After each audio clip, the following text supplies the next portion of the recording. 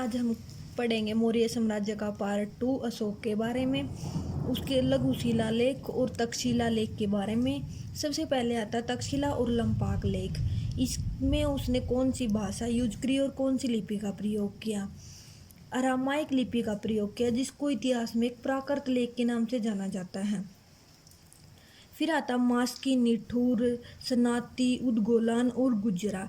ये चारों अभिलेख भी इसके महत्वपूर्ण हैं। इनमें अशोक को अशोक के नाम से जाना जाता है और इनकी जो है 20वीं शताब्दी में इनको खोजा गया था। 1915 में मास्की अभिलेख खोजा गया, ऐसा हमें पुराणों में पता चलता है। पुराणों में अशोक को अशोकवर्धन के नाम से जाना जाता है और जो जूनागढ़ अभिलेख है उसमें अशोक को अशोक मौर्य के नाम से जाना गया है। इसके बाद बरागिरी लेख, इसमें एक चपर नाम का व्यक्ति आता है और अशोक के लेख को लिखता है। फिर आता सिद्धपुर लेख। सिद्धपुर लेख में ईसा का उल्लेख है और 256 दिवस अशोक ने जो धम्म यात्रा की थी उसका जिक्र इसमें किया गया है सिद्धपुर लेख में। इसके बाद भाऊ अभिलेख। जो भाऊ अभिलेख था वो है पाषाण फलक पर खुदा हुआ लेख माना जाता है और विराट के नज़दीक था, इसलिए इसका एक अन्य नाम रखा गया था भाऊ विराट। जो कनिंगम अधिकारी है उसने कलकत्ता संग्रहालय में इसको भेजा, इसलिए इसको भाऊ विराट कलकत्ता प्रज्ञापन कहा गया है। अशोक को मगधीराज की उपाधि भी मिली है। अशोक का त्रिरत्न, जो अशोक का त्रिरत्न है उसमें बहुत विश्वास था। बुद्ध धम्म संघ में अशोक विश्वास करता था। इसके बाद आता है कंधार लेख। कंधार लेख में द्विभाषी ग्रीक और अरामाइक दो भाषाओं का वर्णन मिलता है, ग्रीक और अरामाइक। फिर जो गुफा लेख है उसमें बताया गया कि संघ भेद अभिलेख। फिर कौशाम्बी सारनाथ सांची। संघ भेद अभिलेख में कौशाम्बी सारनाथ और सांची का विवरण है। जो स्मारक स्तंभ लेख है उसमें बुद्ध के जन्म का वर्णन है और बुद्ध के जन्म पर अशोक ने एक प्रण लिया था, भी उसने बलि करके समाप्ति कर दी थी अशोक बुद्ध के जन्म पर।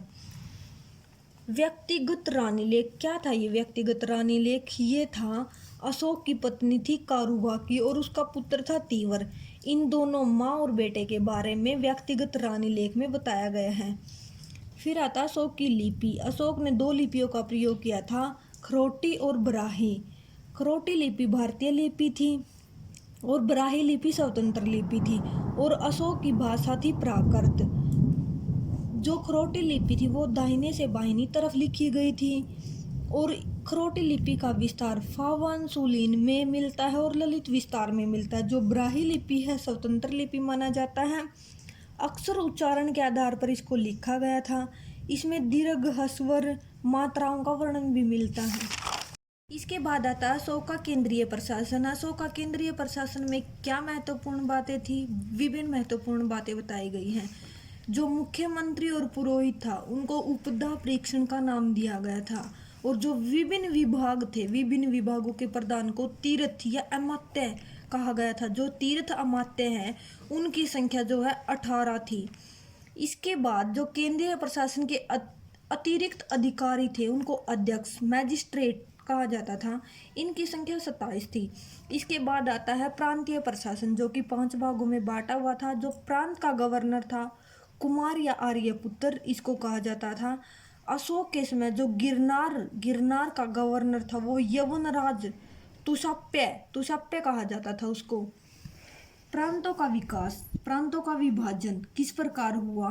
प्रांतों का विभाजन हुआ मंडलों में। फिर आगे चलकर मंडलों का विभाजन होता है आहार में। जो मंडल का प्रधान होता था उसको प्रदेष्टा कहा जाता था। फिर आगे आता मंडल का प्रधान के बाद आता मंडल का विभाजन कर दिया जाता आहार में। आहार या जनपद, जो 1600 गांव मिलकर एक आहार या जनपद का निर्माण करते हैं। उसके बाद स्थानीय प्रशासन के बारे में बताया जाता है। स्थानीय प्रशासन अशोक सम्राट के काल में बहुत ही महत्वपूर्ण था। जो प्रशासन की सबसे छोटी इकाई गांव होती थी। गांव में क्या था? 10 गांव के समूह को संगण कहा जाता था, 200 गांव के समूह को खरवटिक कहा जाता था, 400 गांव के समूह को द्रोणमुख कहा जाता था, 800 गांव के समूह को स्थानीय कहा जाता था। इन सब का समूह मिलकर 1600 गांव हो जाते थे और उसको जनपद का नाम दिया जाता था। इसके बाद हम अशोक के नगर प्रशासन के बारे में पढ़ेंगे। अशोक का नगर प्रशासन बहुत ही महत्वपूर्ण था, सुव्यवस्थित था। इसमें एक सभा होती थी, उसको महत्वपूर्ण माना जाता था। सभा का मुखिया होता था, उसको नागरिक कहा जाता था। जो नगर प्रशासन है उसका वर्णन हमें मैगथनीज की इंडिका में मिलता है। इंडिका में बताया गया है जो नगर का अधिकारी होता था एरिस्टोनोमोई कहा जाता था। इसमें 6 समितियां थी नगर प्रशासन में, 6 की 6 समितियां बहुत ही महत्वपूर्ण थी। इसके बाद आता जो राजस्व प्रशासन था, भी जो राजा का प्रशासन है उसमें किस प्रकार कर लगाए जाते थे, कौन सी भूमि का प्रयोग किया जा सकता था। सीता भूमि जिसे लोगों को आय प्राप्त होती थी बहुत ही महत्वपूर्ण मानी जाती थी। ये लोगों की राजस्व की खुद की भूमि होती थी। इसके बाद लोगों पर कुछ कर लगाए जाते थे जिनको भाग कहा जाता था। इसके बाद आता सिंचाई कर, एक सिंचाई कर होता था। सिंचाई कर को उद्भाग उद्भाग कहा जाता था। फिर आता है न्याय प्रशासन, किस प्रकार अशोक सम्राट के काल में न्याय किया जाता था। न्याय बहुत ही अच्छे तरीके से किया जाता था। सर्वोच्च न्यायाधीश होते थे। न्यायालय 2 प्रकार के होते थे, धर्मस्थनीय और कंटक शोधन। 5 प्रकार के दंड विधान भी दिए जाते थे। जो लोग लूटपाट का कार्य करते थे उनको प्राण दंड दिया जाता था, और भी अन्य प्रकार के दंड इसमें शामिल किए जाते हैं। इसके बाद आता है सैन्य प्रशासन। अशोक सम्राट का सैन्य प्रशासन कैसा था। एक सेनापति होता था जो कि सेना का प्रधान होता था, युद्ध विभाग का प्रधान माना जाता था। इसके बाद नायक का पद आता था। नायक का पद बहुत महत्वपूर्ण होता था। इसमें रथ सेना, अश्व सेना, आठविक सेना ये शामिल की जाती थी। फिर आती थी गुप्तचर व्यवस्था। गुप्तचर होता है एक दूसरे राज्य में कुछ लोग छोड़े जाते हैं जो गुप्त रखे जाते हैं, वो दूसरे राज्य की उस राज्य को सूचना देते हैं। गुप्तचर में क्या होता था, चर, सपस और गूढ़ पुरुष, ये गुप्तचर व्यवस्था के तीनों नाम बताए गए हैं। इसके बाद आता अर्थव्यवस्था कैसी थी। कृषि पर आधारित थी। इसमें आर्थिक संगठन था, शिल्प व्यवसाय था, छोटे छोटे व्यवसाय करते थे लोग। महाजनी व्यवस्था थी, महाजनों के यहाँ भी लोग कार्य करते थे। फिर आता सिक्के। हमने पढ़ा है आहत या पंचमारक सिक्के, किंतु ये जो है भारत के प्राचीनतम सिक्के हैं। मौर्य काल में जो है शतमान, पर्ण धरण ये सिक्के प्रचलित थे। एक मास्क जो है तांबे का सिक्का चलाया जाता था। इसके बाद व्यापारिक मार्ग, जो अशोक सम्राट के काल में व्यापार किन किन जगह पर और कैसे किया जा सकता था। समुद्र की बजाय नदी मार्गों से व्यापार करना लाभकारी बताया है।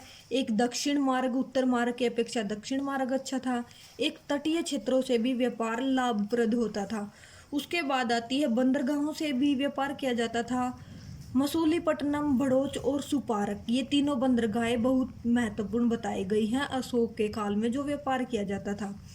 जो मौर्यकालीन समाज था उसको 4 भागों में बांटा गया था, ब्राह्मण, क्षत्रिय, वैश्य, शूद्र। इसके बाद पढ़ेंगे हमने मौर्य काल के पूरे विवरण के बारे में पढ़ा। बाद में हम पढ़ते हैं मौर्य साम्राज्य का विघटन किस प्रकार हुआ। अशोक सम्राट महान हुए, इसके बाद जो इसके पुत्र थे, उनके पुत्र थे वो बहुत ही निकम्मे थे। उनमें कोई भी अच्छी सहनशीलता की भूमिका नहीं निभाई।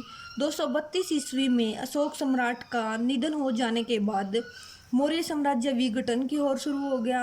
अहिंसा की नीति अपनाई, इसके उत्तराधिकारियों ने दमनकारी नीति का प्रयोग किया, युद्ध हुए।